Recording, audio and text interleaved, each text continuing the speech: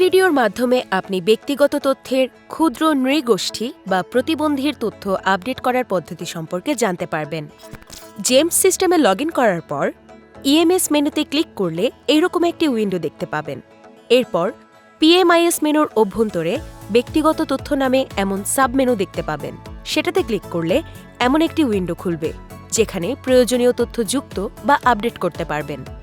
ক্ষুদ্র নৃগোষ্ঠী বা প্রতিবন্ধীর ট্যাবে ক্লিক করলে এমন একটি ফর্ম দেখতে পাবেন।